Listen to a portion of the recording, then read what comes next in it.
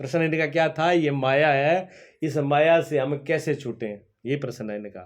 ये जो माया है, ये मोह है, ये ममता है, जो ये मैं नहीं हूं, क्या छूटा। मेन बात तो है जी मैं की, मैं ही माया है, मैं ही मोह है, मैं ही अहंकार। जब मैं हूं ना, तो मैं के बाद में सारे दोष पैदा हुए हैं, जड़ में उसकी मैं है, ठीक है।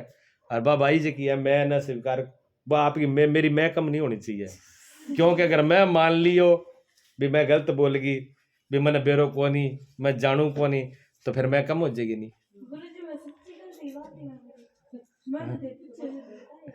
तो मैं अब समझ लेनी, समझ लग रही है, फिर मैं झूठो हूँ तो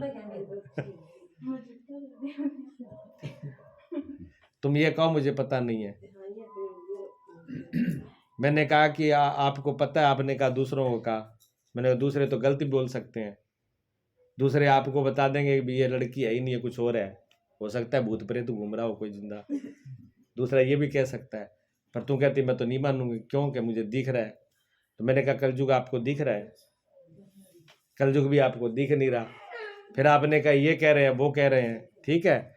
उसके बाद में आपने कहा शास्त्रों में, तो मैंने कहा कौन सा शास्त्र है, प्रमाण दे दे शास्त्र, ये शास्त्र में बतावा भी वो कलयुग है, 8वां कलयुग शुरू है, 8वां सतयुग है, 8वां युग शुरू है, 8वां वो बता, वो भी पता नहीं है, ठीक है ना। नहीं, बात पूरी होनी चाहिए। जिस चीज का हमें पता नहीं है उसके ऊपर जबरदस्ती मोहर नहीं लगानी चाहिए। हमारी समस्या तो यही है ना, जो माया की समस्या, राम प्रताप जी, माया की समस्या यही है कि माया को हम माया मानते ही नहीं है। हम माया में हैं, हम बंधन में हैं, हम जेल के अंदर बंद हैं, आप अपनी बात न मानने के लिए तैयार नहीं है। आप जिस व्यक्ति को कोई पता नहीं है, जो ABC का खा नहीं जानता, वो कहेगा जो भगवान सब जगह ही है, परमात्मा वगैरह कुछ होता ही नहीं है, परमात्मा वगैरह तो कुछ पत्ता भी नहीं हिलता है, बिन पूछ ले भी बात होता बेरो है, कहता है भगवान ने जो कि तू बात कह भी भगवान सारी जगह है, क्या बात तय देख लीजिए जान ली, क्या क्या वो सत्य बोल रहे, सुनी गई है वो हाँ, सिर्फ उसने सुन ली, यार सुनी भी कितनी है अधूरी, पूरी पूरी सुन लिया तो ही कैठा काम हो जा, सुनो चलो पूरी सुनो, आपकी समझ तो जरूर है। पूरे पूरी सुनने को भी शास्त्रों ने परोक्ष ज्ञान बताया है, परोक्ष और अप्रोक्ष दो प्रकार के ज्ञान बताया है शास्त्रों में। सुनने को भी परोक्ष ज्ञान बताया है, लेकिन सुनो तो पूरी पूरी ले, सुना भी तो दूरी या नहीं आपा, कितनी दूर सुना, जितनी आपना मतलब की है बीती सुना आपा, बटा गड़बड़ हो जाए। एक आदमी शराब पियो, शराब पियो थे ना, आंसू में थार पर कौन थे, पहले ये देख हंस पड़ो, मैं थे थार पर मैं तो भी हंस तो रू मेरे को तो वैसे ही हंसी आती रहती है। हाँ जी, अब मैं बताऊं क्यों मैं किस बात से रो बताऊं, रोने का कोई कारण ही नहीं है, मेरे रोने का तो कोई कारण नहीं है, तो बुरा ना मान जाए भाई, समझने की कोशिश करी। हाँ, अगर बुरा नहीं समझने की कोशिश करेगी तो बहुत कुछ मिलेगा, सदा काम आएगा, ये सबके लिए ये बात, आप में कमी नहीं है, कमी सब में है, लेकिन समझने की कोशिश करो उसको। वो शराब पी रहा था तो उसको रोका, ईसाई था वो, हिंदू नहीं था, ईसाई था, पादरी ने उसको रोका कि शराब पीना बहुत गलत है और इसको जिसने और बाइबल में लिखा है इसको मना किया गया। तो उसने कहा जी कहाँ आप क्या बात करते हो, मैं शराब पीता हूँ, ये बाइबल में लिखा है तब तो पी रहा हूँ मैं, वो पादरी बापड़ो रोज ही पढ़ा, ठीक है नहीं, लेकिन शराब भी मारा चली चली नहीं है हमारी, वो भी बरगो, वो क्या थे किताब कौन पढ़ी, किताब में पढ़ी है, आपने अभी तक पवित्र किताब पढ़ी नहीं है, बाइबल मैंने पढ़ा है, उसमें लिखा है शराब पी। पादरी का तो दिमाग ही लग गया, मैं तो जिंदगी हो गया इसको पढ़ते हुए, वहां तो ऐसा कोई आदेश ही नहीं है कि शराब पी, और ये बंदा कह रहा है कि शराब पी। उसने कहा ले आओ, कहा, उसने कहा हम पेज बता देते हैं, कहेंगे गुरु ईसा ही बैठा है बंदा पे, पेज नंबर फलाने पेज पे फलाने 2 में इतने नंबर पर ये लिखा है, पर बेरो की को नहीं बिके लिखा है, पर वो बोलते ऐसे ही है, ठीक है ना। तो उन्होंने पेज नंबर सब कुछ बता दिया, पादरी ने खोला, पादरी ने खोले जी बाइबल है, ठीक है, यहाँ पर जी लैंड ही नहीं आ दिखा नहीं 8 है इन जगह, ये लैंड पर नीचे लिखा था तू शराब पी, लेना था पूरी होगी। ठीक है, फिर बिंग अगाड़ तो इतनी बात तो लिखेड़ी है। वो कह देख तू भी पादरी किताब पढ़ी और मैं भी पढ़ी है, इनमें लिखा को नहीं भी शराब तू शराब पी, क्या जी बिल्कुल लिखा हुआ है। पर उन्हें कही ना आगे पलट के तो देख ले, पूरी आधी लेन हुई है, पूरी लेन तो पढ़ ले। वो लिखड़ो तू शराब पी तो अगला पासा लिखड़ो तो नरक में सड़ाया जाएगा, तो नरक में जाओगे और बहुत बुरी तरह भुगता है वो। इन पूरा तो पढ़ ले। जब वो कह सारो पाठ करो मेरे ही लिखड़ा, बाकी पादरी मर गया मैं तो पाठ हटते ही पढ़ू मेरा पाठ तो हटता की है, वैसे आप पी आगे तू पढ़, तेरे जरूरत है, मेरी बात तो पूरी होगी। ठीक है नहीं, तो महाराज का अर्थ है नहीं सुनना भी इन तरीका का है। हम लोग सुनते हैं जो हमारे मतलब की बात है वो हम सुनते हैं। हर आदमी अपना कोई ना कोई अर्थ निकाल देता है, कुछ भी बोल जाए, महापुरुष ने कुछ बोला है, गीता में कुछ बोला है, चाहे शास्त्र में कुछ बोला है, उन्होंने जो बोला उनकी स्थिति बहुत बड़ी थी जी। उनका जो सिर्फ क्या लिखा इतना मायना नहीं रखता है, थोड़ी सी बात गौर देखियो, ये मैं के लिखड़ो है शास्त्र में क्या लिख रहा है सिर्फ इतनी मायना नहीं रखता। ये वचन किसको बोले गए, क्यों बोले गए और किस समय बोले गए, कौन सी जगह पर बोले गए और क्या परिस्थिति रही, ये सारी बातें आ रही बात। कितनी बातें जुड़ी हैं, ये सही है। एक ही शब्द बोला गया है, आज हम उसका अर्थ ले रहे हैं। ये किसने बोला, हम कहते हैं जी कबीर साहब जी ने ये बोला था, भगवान कृष्ण जी ने ये बोला था, नानक देव जी ने ये बोला था। ठीक है, उन्होंने सही बोला था, लेकिन उन्होंने किन लोगों को बोला था, किस समय बोला था और क्यों बोला था, वो परिस्थिति क्या थी, वो हमारी नहीं है। तो हमको तो वही समझना पड़ेगा ना। भी डॉक्टर जी ने दवाई तो दी, किताब में लिख दीजिए कि बुखार में ये दवाई दी जाती है। अब हमने किताब में पढ़ ली कि बुखार में तो ये दवाई दी जाती है। अब हम मेडिकल पर गए और खा ली, लेकिन हमें तो फायदा नहीं हुआ। अब हम क्या कहेंगे जी, किताब लिखने वाला गलत है और वो जिसकी किताब लिखी वो डॉक्टर भी बेवकूफ़ है। बात दवाई लिखी हमने तो खा ली, हमें ठीक नहीं हुई, पर ये तो देखो भी वो डॉक्टर ने कब लिखी, किसको लिखी, उस मरीज में क्या थे। अब हमारे को तो सिर्फ बुखार तो नहीं है, बुखार के साथ में हमारे और भी 2-4 बीमारियां हैं, बुखार के साथ हमें पीलिया भी है। ठीक है, और पीलिया का सागा हमारे आंतों के अंदर इन्फेक्शन भी है, लेकिन हमने तो दवाई पढ़ ली। अब बुखार में दवाई जो है वो गर्म है और हमने दवाई उधर पीलिया भी है और हमने दवाई बुखार की ली, फिर मरीज का क्या होगा, पीलियों की बढ़ोतरी होगी तुरंत। डॉक्टर हमेशा बुखार और पीलिया हो तो बुखार को छोड़ देगा एक तरफ, पहले वो पीलिया को देखेगा कि पहले पीलिया कंट्रोल हो जाए, बुखार तो आ जाएगा लैंड में। अब डॉक्टर को पता है दवाई कैसे देनी है, क्यों, उसके पास वो ज्ञान है, अनुभव है। हमारे पास वो ज्ञान अनुभव नहीं है, इसलिए हम कई बार जो है महापुरुषों के शब्दों को भी गलत अर्थ ले लेते हैं, फिर हम उनको भी गलत कहना शुरू कर देते हैं, ये इसमें गलत लिखा है, इसमें गलत लिखा है। गलत नहीं लिखा हुआ, वो उस समय की बात थी जहाँ हमारी सोच की बात है। गुरु नानक देव जी ने कहा वेद कवेद कहो मत झूठे, झूठा जो न विचारे। कहते वेद शास्त्र महापुरुषों की बातों को झूठा मत कहो, झूठा हमारे अंदर ही कमी, हम विचार ही नहीं करते उसको। ठीक है नहीं, तो सबसे पहले सुनना हमें आ जाए सही सही, तो हमारे को अंदर इतना हो जाएगा, सही सही सुन ले हम जो भी काम करना है। यहाँ तक होता है कि माँ बेटी को कहे कि सब्जी रोटी ऐसे बनानी है, वो हाँ कर देगी, हाँ मम्मी बना दूंगी, लेकिन उसने सुना नहीं भी माँ ने क्या बोला है, माँ ने क्या बोला था, रोटी कितनी बनानी, किस तरीके से बनानी क्या नहीं बनानी है ना। उसने यहाँ करी और बना, उसने वो काम करने के बाद में फिर माँ कहती है ऐसे बनानी थी, तो क्या बोलेगी, आपने तो कहा था रोटी सब्जी बनानी है, पर ये तो सुन लेती भी कैसे बना रही है, कितनी बनानी है, भी 5 किलो आटे में घुल के रखना है कि 1 ही किलो आटा पकाना है, वो भी गौर नहीं करते। इसी प्रकार सारे काम ऐसे होते हैं हमारे, जहाँ जहाँ काम बिगड़ते हैं, आदेश मिल गया लेकिन उस आदेश का हम पालन करते हैं, फिर उसमें हम अड़ भी जाते हैं। ये आपने बोला था इसलिए हमने किया, लेकिन कितना बोला था ये हमने विचार नहीं किया। अगर ये विचार कर ले तो कोई झगड़ा नहीं होगा, कोई समस्या नहीं होगी, सारी हल हो जाएगी। इसी प्रकार जी माया है। ठीक, माया जो है ना, कहते माया क्या छूटेगी, कैसे छूटेगी, आपका प्रश्न यही है। हाँ। और हम ये कह रहे हैं साहब कि हमने माया को समझा ही नहीं है। माया को समझ ले तो छूट जाती है। ठीक है ना, ठीक है। इतनी देर लगती है ठीक। समझते। वो तो आंख मान रखा। आंख बंद करेड़ी है और हम ये कहते हैं साहब कि मुझे दिख नहीं रहा, कैसे दिखेगा? तो आप आंख खोल लो, माना हुआ है, आंख खोला और दिखा। कहानी तो है इतनी के, मान लेकिन जब तक समझ में नहीं आए तब तक बड़ी लंबी चौड़ी है, तब तक जब जमेला तक बहुत बड़ा मान्यता है। दे रखी है तब तक माया जमेला इतना बड़ा है, एक मिनट समझो, जमेला इतना बड़ा है क्योंकि आप सत्संग सुनते रहते हो, आप जल्दी समझाओ, नहीं, ज्यादा आना सारांश समझ ज्यादा आनी तो चाहिए। कौन सुनी जाए, पर चलो हाँ, वो इसलिए आप pending भी है। बीच में जो है उसको थोड़ा ब्रेक लगा के रखो, जहाँ जरूरत है भी बोलो। जब पूरी बात समझ में आ जाए उसके बाद।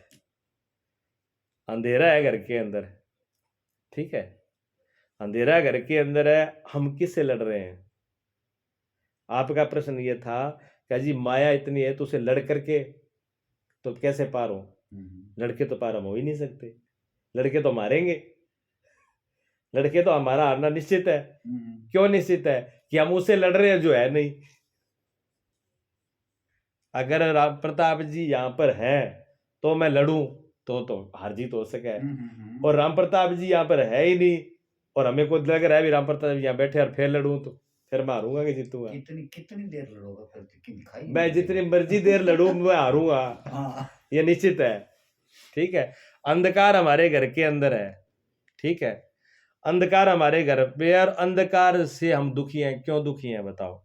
अंधकार इसलिए दुखी हैं कि अगर अभी खेत 2 किलोमीटर दूर हो, जहाँ कोई शमशान भूमि मान लो, जहाँ मंदिर ही मान लो, अगर हम कहें कि अभी रात को एक किसी को जाना है तो आदमी तो उठ जाएगा फिर हिम्मत करके, छोरिया जी की है कौन जाएगी है, कई टाइम तो कौन जाए जा।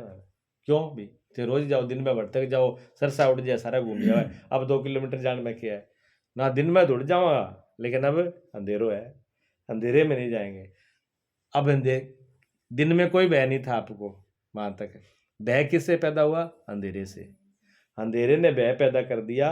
अब अंधेरे के भय की वजह से अकेले 2 किलोमीटर जहाँ शमशान भूमि में जहाँ मंदिर पे नहीं जाएंगे। भय किसे आया? अंधेरे से आया।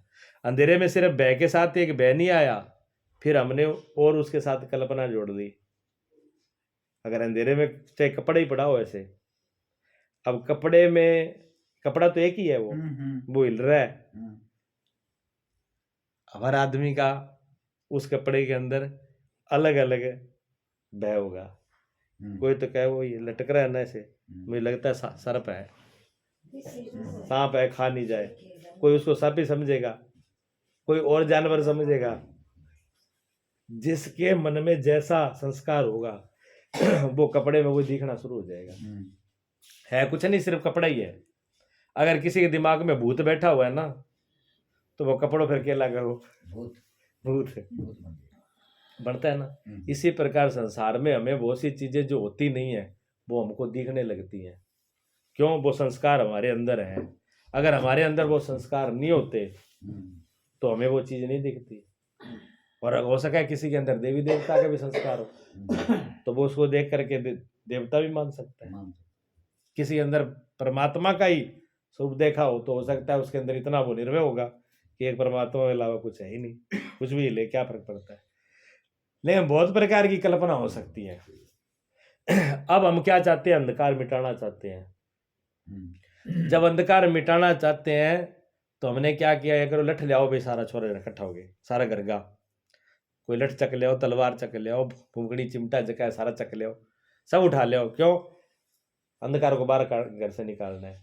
अब सारा घर के लठ और तलवार लेकर के अंधेरे को मार पीट के घर से बाहर निकालें तो निकल जाएगा? नहीं निकलेगा। अंधेरे को बाहर निकालना है तो क्या करना पड़ेगा बताओ? चांदना करना पड़ेगा। बिल्कुल सही है, यही बात है। चांदना क्यों करना पड़ेगा भाई? निकालना अंधकार को है, जलाओगे बल्ब, बल्ब ने तुम्हारा क्या बिगाड़ा? अभी बीमारी तो इस बीमारी तो मेरे में है, ठीक है ना, और इलाज बिल्ला को करूंगा, है ना? उल्टा देखने में कितना उल्टा लग रहा है। बीमार तो मैं हूं और दवाई उसको दी जा रही है। हमने तो निकालना है अंधकार ना, तो अंधकार को निकालो। दीपक ने क्या बिगाड़ा आपका, इस बल्ब ने, बिजली ने क्या बिगाड़ा, इसको परेशान कर रहे हो।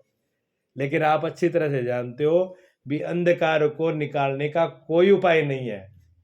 सिर्फ दीपक जलाओ, प्रकाश ले आओ और अंधकार का पता ही नहीं चलेगा कहाँ। क्यों? अंधकार के साथ हम कुछ नहीं कर सकते। क्यों नहीं कर सकते? क्योंकि अंधकार कोई चीज है ही नहीं।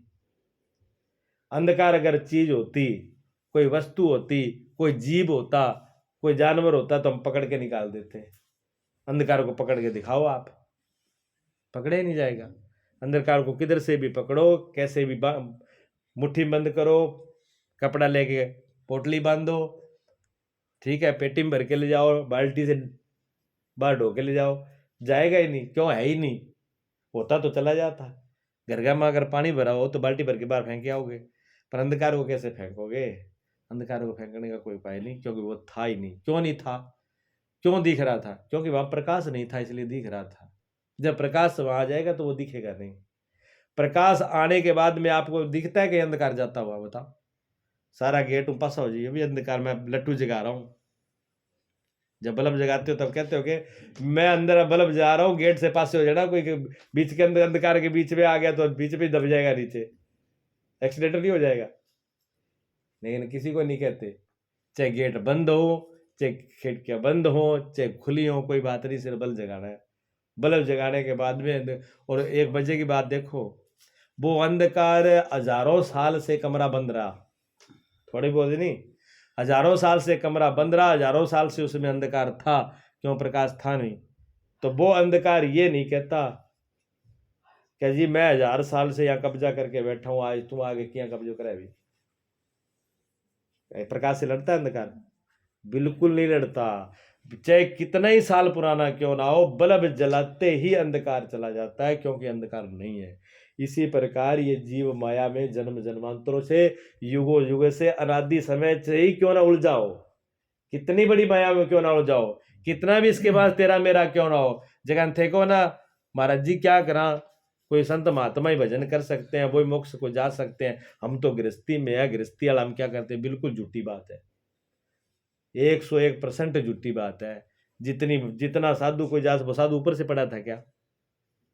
ऊपर से नहीं पढ़ा, जन्म आपके अंदर हुआ है, गृहस्थी में हुआ है जन्म। गृहस्थी में से वो निकले हैं, गृहस्थी में उन्होंने रास्ता देखा है। गृहस्थी के अलावा और कोई उपाय है? बताओ।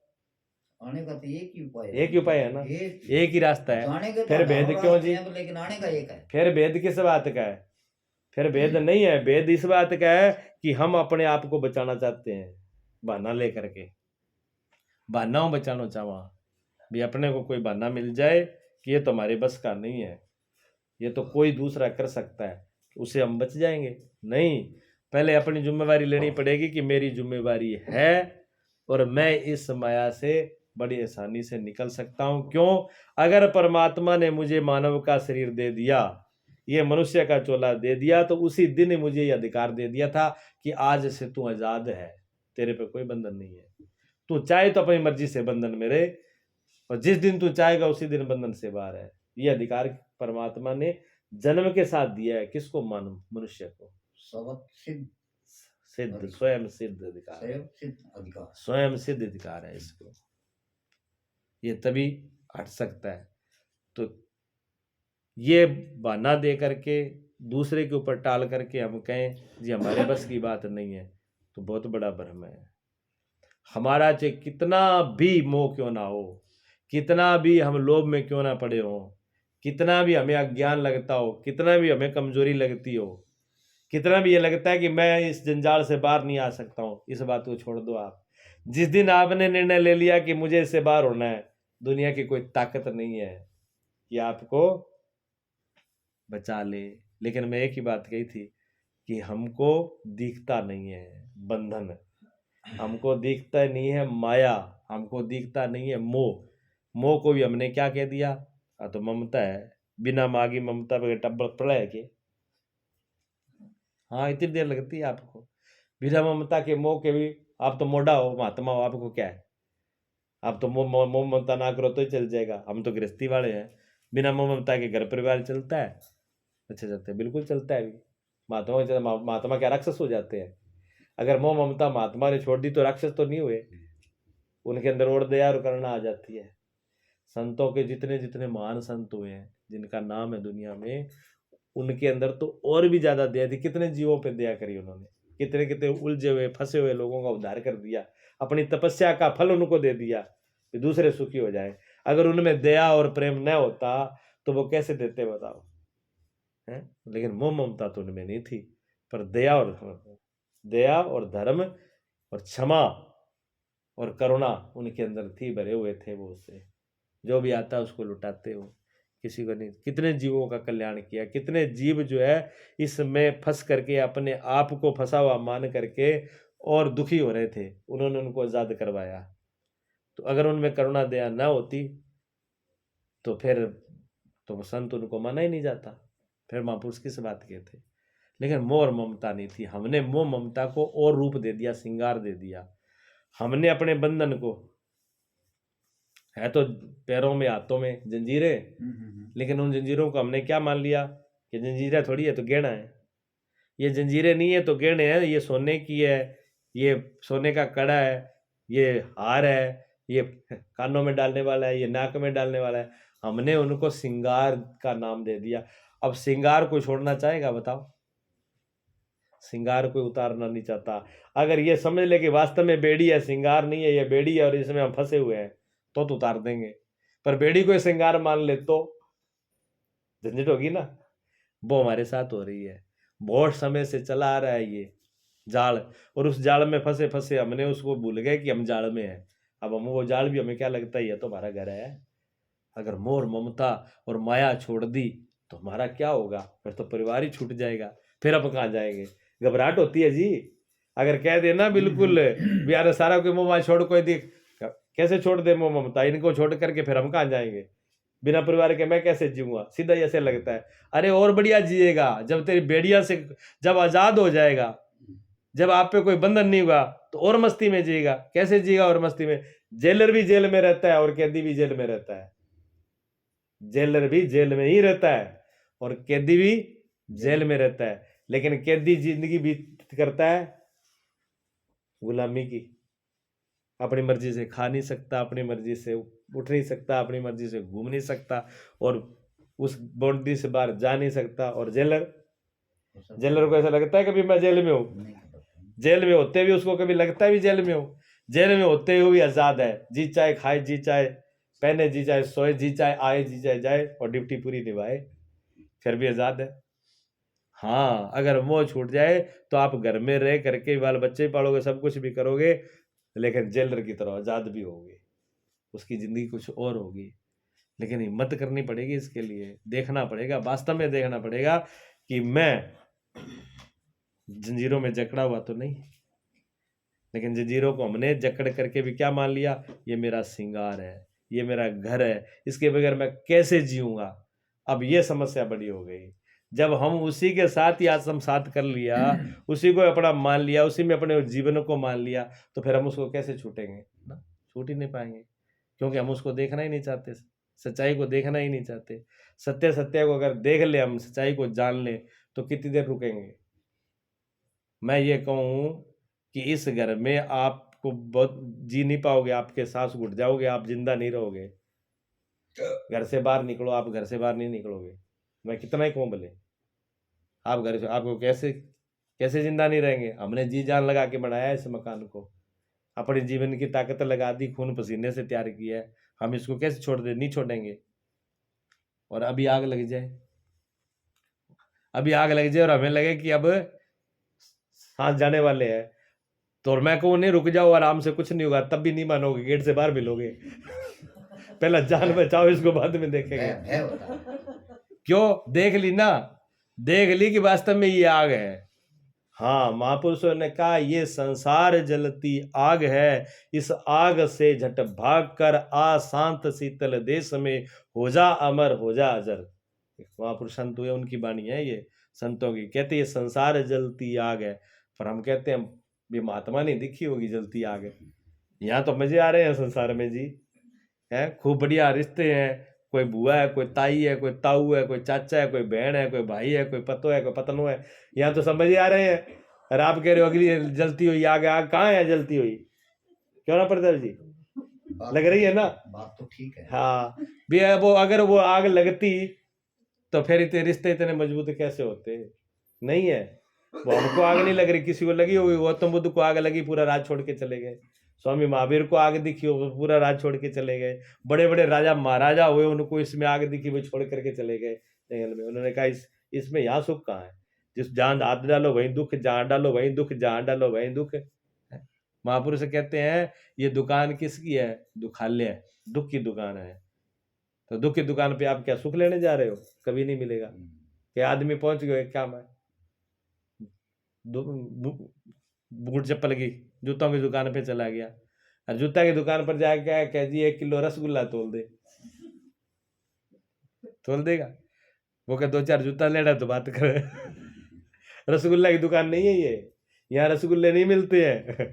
या कोई हलवाई नहीं है, रसगुल्ले की दुकान और कहीं है, यहाँ तो सिर्फ जूता मिलते हैं। वो हालत हमारी है, हम इस संसार में आकर के भालते तो रसगुल्ला है और मिलते जूता मिलते हैं। ठीक है ना? जूता का मतलब ये नहीं कोई मारपीट ही हो, जूता का मतलब दुख, दुख मिलता है हमें भी। हम हर जगह पर सुख, जहां जहां हमने संबंध जोड़े, आप विचार करो, जहां जहां भी हमने संबंध जोड़े हैं वो सुख के लिए जोड़े हैं, लेकिन हर संबंध में दुख पैदा हो जाता है। देखा आपने? भाई भाई के अंदर भी द्वेष पैदा हो गया, दुख पैदा हो गया। लड़की कहीं की थी, लड़का कहीं का था, माँ बाप ने उनके संबंध जोड़े पति पत्नी के रूप में। किस लिए? 2 घर अच्छे से बसे, 2 जीव अच्छे से बसे, साथ में रहे और धर्म से कुल को चलाएं, धर्म घर में आनंद हो और कुल भी चले। लेकिन पति पत्नी में सुख तो पता ही नहीं कहाँ गया, लेकिन रोज काहे रोज जरूर होती है। किया तो काम सुख के लिए था। ऐसे ही मकान बनाया हमने, मकान किस लिए बनाया था? मकान तो सुख के लिए बनाया था, लेकिन पूरा महल मकान बना के तैयार हुआ तो मालूम पड़ा कि कर्जा भी हो गया। चलो कर्जा नहीं भी हुआ तो बनाने लगे में सौखा बना था, बहुत ताकत लगी थी, बहुत मेहनत, रात दिन एक हो गए, तब वो मकान बन के तैयार हुआ। अब बन के तैयार ही हुआ है, सुख से रह नहीं पाए, तभी उसमें बिगड़ना शुरू हो गया। कभी ये चीज मिट रही, कभी ये मिट रही है, अब उसकी संभाल में ही लगे हुए हैं। कभी रंग कराओ, कभी रोगन कराओ, कभी चौकाठ लगाओ, कभी गेट लगाओ, कभी खिड़की लगाओ, लित्ता पोती करते करते वो अपने सामने ही मकान है, बचता नहीं है जी। पैसे किसके लिए कमाए थे? सुख के लिए कमाए थे। पैसे हमने सुख के लिए कमाए थे, खूब तिजोरी इकट्ठी कर ली, लेकिन अब भय किस बात का है कि पैसे खर्च ना हो जाए, जहां पैसे चले नहीं जाए। कौन बोल रहा है ये? पैसे जो है वो खर्च नहीं हो जाए। अब ये बताओ कि हम उस पैसे की सुरक्षा में लगे हैं कि वो पैसा हमारी सुरक्षा कर रहा है? बेखातर बॉडीगार्ड भी रख रखे है, कोई मार ना दे। पिछड़ आदमी है ना, गरीब आदमी तो बॉडीगार्ड रखता ही नहीं, पैसे वाला आदमी बॉडीगार्ड रखता है, पहरेदार रहता है। क्यों? भय होता है, लोभ में कोई मार ना दे। अब ये बताओ, जिसके जो पैसा हमने कमाया था अपनी सुरक्षा के लिए, अब उसकी सुरक्षा हम कर रहे हैं। फिर इतना ही नहीं, फिर हम असला ले आए। अब असला ले आया, बंदूक ले आया, रिवॉल्वर ले आया, या कोई भी असला ले आए, घर पे असला ले आए। किस लिए ले आए थे असला? अपनी सुरक्षा के लिए। लेकिन संभाल किसकी कर रहे हो? असले की। भी कोई गड़बड़ ना कर दे, ले नहीं जाए, कोई नुकसान ना हो जाए, अब उसको ज्यादा संभाल के रख रहे हो, है? तो हम लोग जिन जिन से भी सुख लिया, आप कहीं भी लगा लो, किसी जगह पर, गाड़ियां बड़ी बड़ी ले लो, गाड़ी लेके भी क्या होगा? गाड़ी तो हमें कभी तो हमें अब चढ़ाएगी तो एक दिन है, लेकिन 24 घंटा संभाल गाड़ी की हमें। चढ़ के तो घंटा 2 घंटा जाओगे या कभी जाओगे, लेकिन 24 घंटे उसकी सुरक्षा आपको करनी पड़ेगी। करनी पड़ेगी कि नहीं पड़ेगी? बिल्कुल पड़ेगी। यही बात है कि जिस जिनसे हमने सुख देखा था वो सुख है नहीं, वो दिखा ही था। ये है माया। अगर इसको हम जान लेते, मैंने एक ही बात कही थी शुरू से कि इसको अगर समझ ले हम तो बात खत्म हो गई। तो इस माया को अगर हम समझ ले तो माया का हमारे ऊपर कोई रोब नहीं है, कोई ताकत नहीं है, आजाद है जी, मुक्त है माया से। समझने मात्र से ये खत्म हो जाती है। अब कहो, ये तो है पहला सबसे श्रेष्ठ उपाय, इसको कहते हैं ज्ञान का मार्ग। सुन लेना गौर से, ये ज्ञान का मार्ग।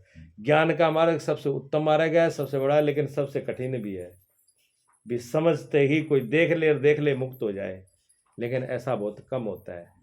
इसलिए फिर मार्ग और बनाए गए। मार्ग क्या बनाए गए? फिर बनाया गया मार्ग भक्ति का। उसके बाद में भक्ति का मार्ग है, दूसरा मार्ग।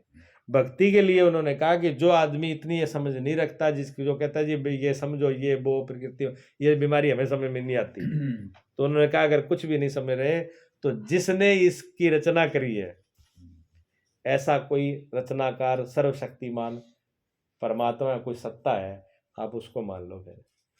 फिर माया के चक्कर में ना पड़ो, माया की तरफ मत देखो। माया है कि नहीं है, झूठी है, सच्ची है, अच्छी है, बुरी है, बंधन वाली है, ना बंधन वाली है, बाहर है, बिना बाहर, कैसी जब बात ही छोड़ दो माया की।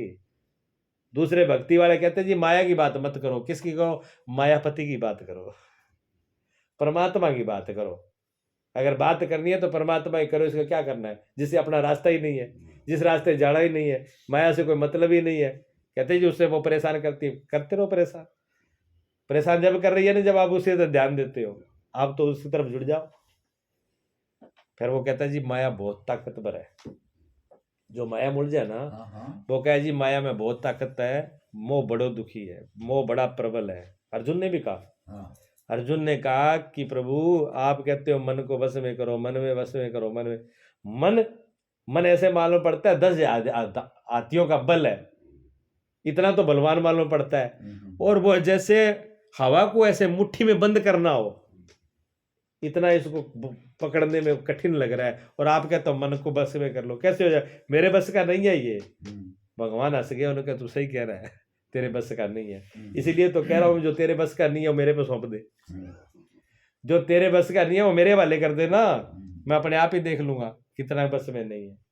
तो मैंने आज दोपहर को बैठे तब एक बात, ये मैंने उदाहरण दिया था, ये छोरियां बैठी थी तो मैंने इनको कहा था कि अगर गांव के अंदर ही मान लो, उदाहरण दिया था मैंने भी, कोई भी आदमी गांव से या बाहर में से वो आपको तंग कर रहा है, परेशान कर रहा है।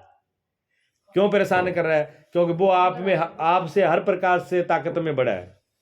वो दिमाग भी उसके पास ज्यादा है, शरीर की ताकत भी ज्यादा है, पैसे भी ज्यादा है, जमीन जायदाद भी ज्यादा है, पद भी उसके बड़ा है उसके पास, 2000 आदमी की ताकत भी ज्यादा, मगर हर प्रकार से वो आपसे बड़ा है और वो आपको तंग कर रहा है। तो मैंने कहा फिर क्या करोगे? भी एक व्यक्ति है, दूसरा वो हमको हर प्रकार से परेशान कर रहा है, पर हम उसे लड़ नहीं सकते क्योंकि वो हर प्रकार से हमसे बड़ा है, हम कैसे लड़े? तो फिर उसे कैसे पेश पड़े? तो फिर एक ही उपाय होता है कि जो इससे भी ज्यादा ताकतवर हो उसके पास हम जाएं, उसकी शरण हम ले लें। शरण ले लो, दोस्ती कर लो, दोस्ती कर लो, कुछ भी करो, दोस्ती कर लो, मित्रता कर लो, शरण ले लो, हाथ जोड़ के उसे मदद मांग लो, कैसे भी करो उससे, हाँ उसको आगे कर लो, आप जैसे होता है वैसे कर लो। अब उससे जो बड़ा है विरोधी शेर, जब सवा शेर सामने दिख जाएगा फिर आपको लड़ना नहीं पड़ेगा। फिर वो आपके सामने खड़े, चलो मैं देखता हूँ कितना वो अपने आप को क्या बनता है। और वो एक बार ही कह दे जी ये आदमी मेरा है और इसके साथ जो कुछ होगा वो पहले मेरे से लड़ेगा, फिर उसकी देखो हिम्मत है, बुला जाएगा आपको, फिर वो आपको बुलाएगा नहीं। हाँ, माया बहुत बलवान है, मान लो इस बात को, चलो स्वीकार कर लिया, मान लिया कि माया बहुत बलवान है, ठीक है। बड़ों बड़ों को इसने चने चुबा दिए, अच्छे खासों को, ठीक, बड़े बड़े योगियों को गिरा दिया, बड़े बड़े तपस्वियों को गिरा दिया। माया ऐसी है। क्यों गिरा दिया? वो मैं अपनी ताकत पर चले थे, लेकिन किसी भगत को गिराया, लिखा दो मुझे, पूरे इतिहास में प्रमाण बता दो भी किसी भगत को माया ने हराया हो। तपस्वी को हराया है, योगी को हरा दिया, कोई अपने आप में ज्ञानी समझने वाले ज्ञानी भी ज्ञान से भटक गए, लेकिन किसी भगत को अगर माया ने भटकाया हो तो उसने शरणागति ले ली ना। हाँ, भगत के लिए क्या कहा गीता में भगवान ने? योग क्षेम महव्यम, मैं उसकी योग की क्षेम मैंने रक्षा खुद करता हूँ। जो मेरा भगत है उसकी रखवाली मैं खुद करता हूँ, उसकी ताकत नहीं है किसी की बीच की तरफ कोई उंगली कर दे।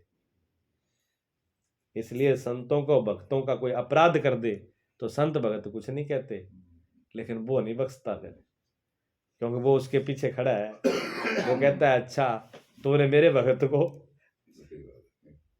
मेरे भगत को तुमने सताया, अब देख तू मजा आ गया, मैं तुझे क्या बता सिखाता हूँ। कि हम समय में मैं हाँ। मेरे भक्तों का योग स्वयं सेवन करता हूँ, स्वयं करते हैं, ये लिखा है। लिखा है ना, हाँ। गलत तो नहीं। नहीं नहीं वो खुद करता है, और ऐसे बहुत से प्रमाण है भगतों के। हम्म। मैंने प्रमाण बताया भी। मैंने कहा हिरण्यकश्यप के पास कितनी बड़ी ताकत थी, बहुत तपस्या की थी, ब्रह्मा जी का तप किया, और ब्रह्मा जी के यहाँ पर तप करके हिरण्यकश्यप ने वरदान मांगा था कि मुझे अमर होने का वरदान दे दो।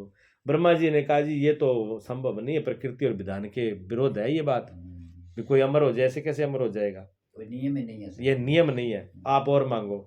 तो क्या जो मांगो खा, अमर होने के अलावा तुम जो मांग लो मैं दे दूंगा, क्यों तपस्या इतनी करी हो। तो उन्होंने कहा ठीक है, फिर मुझे आप ऐसा वरदान दीजिए कि ना तो मैं दिन में मरूं, ना मैं रात में मरूं, ना मैं ऊपर मरूं, ना मैं नीचे मरूं, ना मैं मनुष्य से मरूं, ना मैं राक्षस से मरूं, ना मैं देवता से मरूं, ठीक है, ना 12 महीनों में मरूं,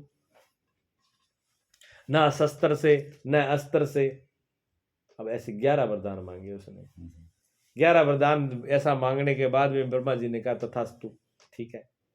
अब उसको अहंकार, इतना बड़ा भगवान, मेरे मारने वाला कौन है, 12 महीने तो 12 ही है ना, 12 महीने भी नहीं मरना, 12 में नहीं मरना, अंदर भी नहीं मरना, ऊपर भी नहीं, नीचे भी नहीं, ना मनुष्य से, न राक्षस से, न देवता से, न शस्त्र से, न अस्त्र से। अब उसको कैसे मारा जाए, कोई मारने वाला है ही नहीं। अब बड़े बड़े देवी देवता भी उसके मैदान छोड़ के, इंद्र भी गद्दी छोड़ के भाज गया, सब पे राज कर लिया उसने। लेकिन उसी के घर में प्रहलाद जी पैदा हुए, 5 ही साल की उम्र थी, बेटा उन्हीं की थे। बेटे ने कोई तपस्या नहीं करी, बेटा जंगल में कोई तपस्या करने नहीं गया, बेटे ने ब्रह्मा जी से वरदान नहीं लिया, विष्णु जी से वरदान नहीं लिया, किसी से वरदान नहीं लिया, लेकिन बेटे के ने एक दृढ़ विश्वास कर लिया कि सब कुछ एक हरि है, एक परमात्मा है, इसके अलावा कुछ नहीं है। वो जो बात होती, पिताजी सब कुछ करने वाला एक प्रभु है, एक हरि है, एक परमात्मा, उसके अलावा कुछ नहीं है। और हिरण्यकश्यप ने कहा अच्छा तू मेरे दुश्मन का नाम लेता है, वो तो मेरा दुश्मन है। विष्णु को दुश्मन मानते थे ना। हाँ, तो बेटे को नाश करने के लिए पहले तो समझाया, नहीं माना तो कहते इसको खत्म करो, ये मेरे गल में, ये मेरे गल का कुल का नाशक पैदा हो गया। उस देखो ऐसे ऐसे लोग हैं, भगवान की भक्ति करने वालों को बोलते हैं कि मेरे कुल में तो कुल का नाश करने वाला पैदा हुआ है, क्या किया जाए, खत्म करो इसको। पूरी सेना ने ताकत लगा ली, पूरी फौज ने ताकत लगा ली, हाथियों से कुचला दिया, जहर पिला दिया, कढ़ाई में डाल दिया, अग्नि में उनकी बहन थी होलिका, उसको वो मिले हुआ था वरदान ब्रह्मा जी का भी, तू अग्नि में बड़ा कौन है। उन्होंने कहा कि मैं इसको लेके अंदर बैठ जाती हूँ, मैं तो बढ़ूंगा नहीं, ये पार बोलेगा। वो लेके अग्नि बैठ गई, वो तो जल गई, वो प्रहलाद उसमें जिंदा ही बैठा रहा। उल्टा देखो वरदान भी वह फेल हो गया, धर्म में वरदान भी फेल हो गए। एक छोटे से बच्चे के सामने बहुत बड़ी ताकत कुछ भी नहीं कर पाई। किसने, कौन थे रक्षक उनके, भगवान थे। उस बच्चे की ताकत थोड़ी है ना, एक थप्पड़ की मारनी थी। उस बच्चे के पास क्या, कुछ भी नहीं है, लेकिन उसने शरण परमात्मा के ले ली थी। रक्षक इतना बड़ा था, इतने बड़े रक्षक जब साथ में खड़े थे तो कोई भी हिरण्यकश्यप की माया उस पर प्रभाव डाल नहीं सकी। 52 त्रासें जी गई है, ठीक है ना, पर बिगाड़ नहीं पाई ना। नहीं, 52 त्रास थोड़ी नहीं होती। आप ये सोचिए कि ये दूसरा मार्ग है। अगर माया बहुत प्रबल है, आपने इस बात को समझ लिया हो, जान लिया हो, तो इससे भी प्रबल मायापति है। जो इसका मालिक वो मायापति है, वो परमात्मा है। आप उसकी शरण में ले लो, फिर देखो मायापति क्या, फिर माया उसकी क्या बिगाड़ती है। फिर माया भी आपके आगे पीछे फिरेगी, वो भी कहेगी आप बताओ क्या सेवा करें हम, आपको बिगाड़ेगी कुछ नहीं, वो आपकी सेवा, माया भी उसकी सेविका बन जाती है। हाँ जी, भगवता को सब भजें और भगवान को भजे ना कोई। क्या कहा, भगवता को सब भजे, भगवान को भजे ना कोई, और जो भगवान को भजे तो भगवता चेरी होए। हर आदमी बड़ापन चाहता है, मैं बड़ा हो जाऊं, मेरा ऐश्वर्य बड़ा हो, मेरा माया बड़ा हो, मेरा नाम बड़ा हो, मेरी कीर्ति बड़ी हो। इस करके लिए तो सब भाज रहे हैं, कुर्सी ने तो सारा ही भाज जाए, ठीक है ना, लेकिन भगवान को नहीं भजता। कहते अगर जो भगवान को भज लेता है, ये माया तो उसकी दासी हो जाएगी, उसके आगे पीछे कहेगी बोलो क्या है, मैं सेवा के लिए तैयार हूँ।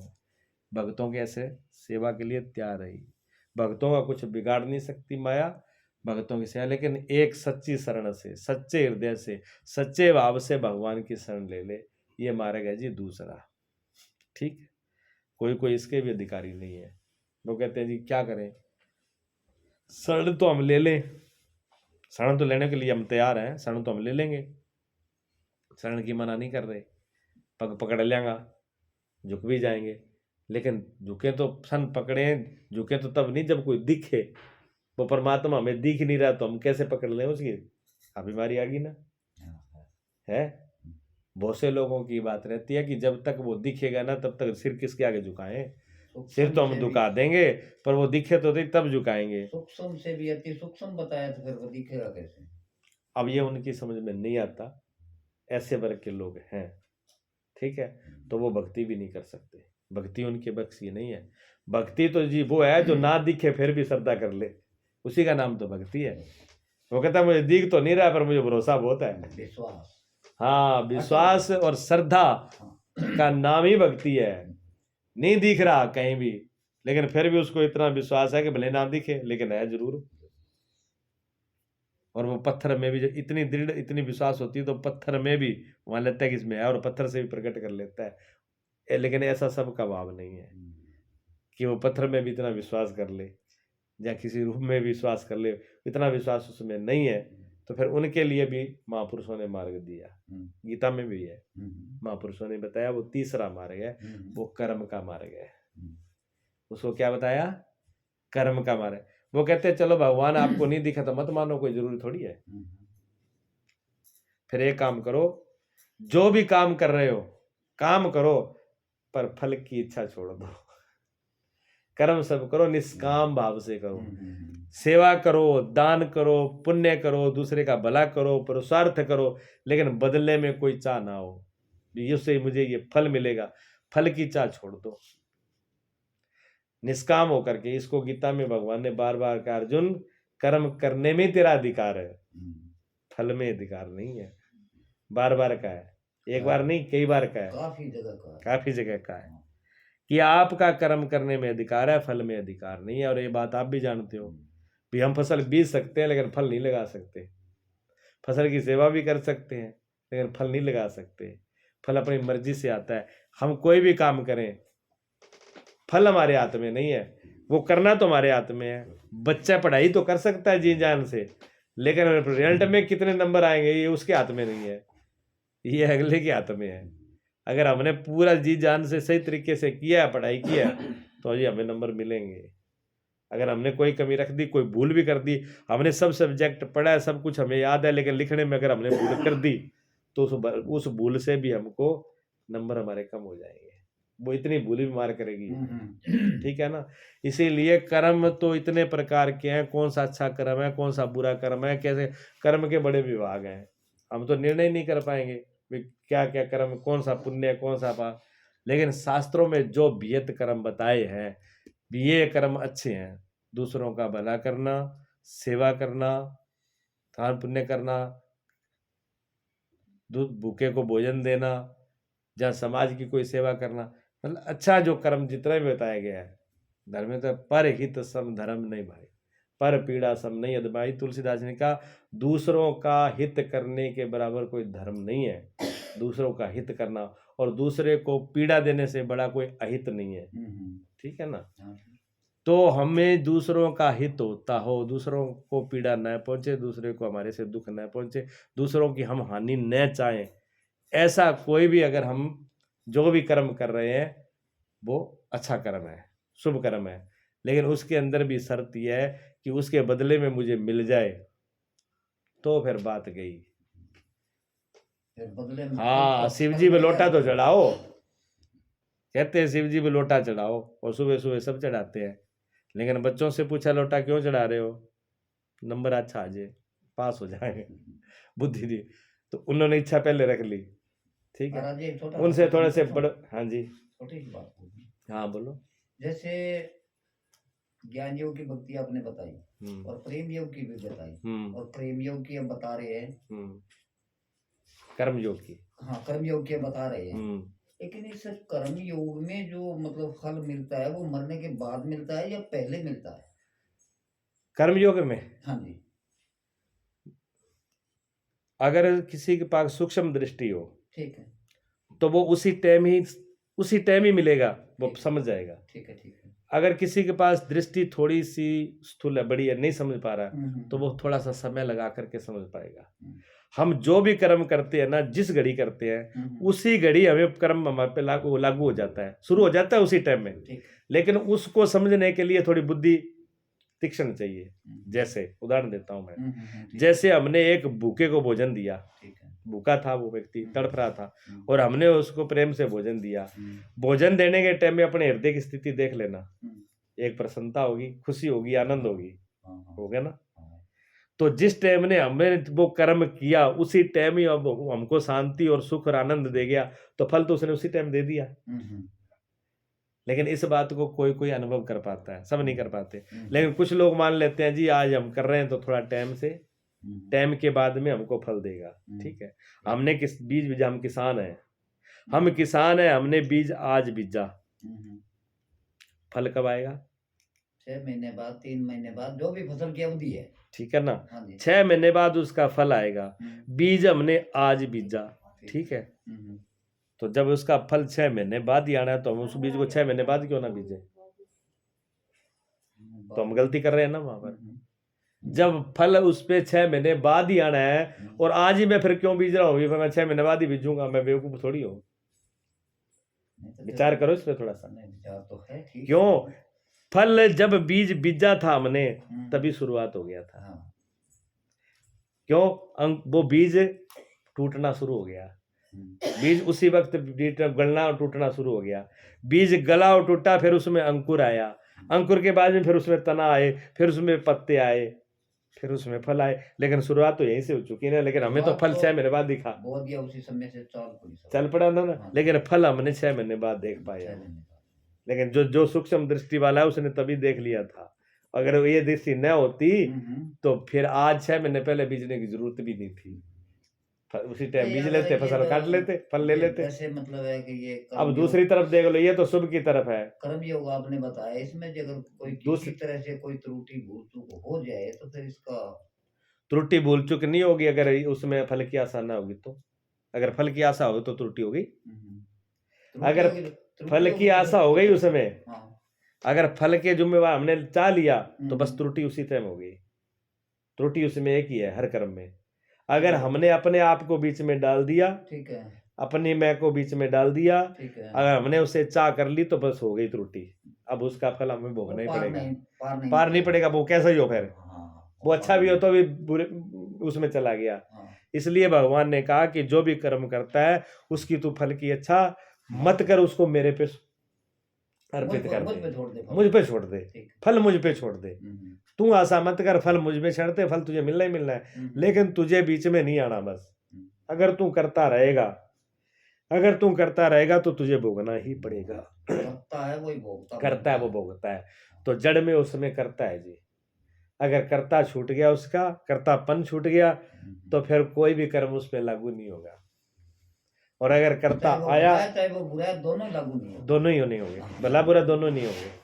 ठीक है, अगर कर्ता अगर हम रहे तो हम कर्ता इस अच्छा भी फल लागू होगा और बुरा भी फल लगेगा। दोनों का आएगा ना। हाँ, तो आप समझ लीजिए भी, ये तो हमने अच्छे की तरफ समझे।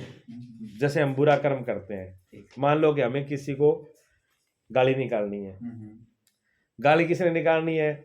उसको सताने के लिए। उसका पाप पुण्य बनेगा वो तो अलग की बात है। अच्छा, गाल बिना क्रोध के निकल जाएगी? पहले क्रोध हमें आएगा ना। पहले तो अपनी छाती में आग लगाएंगे, तभी तो आग लगे, पता लगे ना लगे, पर हमने तो लगा लिया तो हम पे तो कर्म लागू हो गया ना, करते के साथ ही। तो हमारे करते के साथ ही हमारा कर्म लागू होता है और ये बीमारियां सारी मैं से खड़ी होती हैं।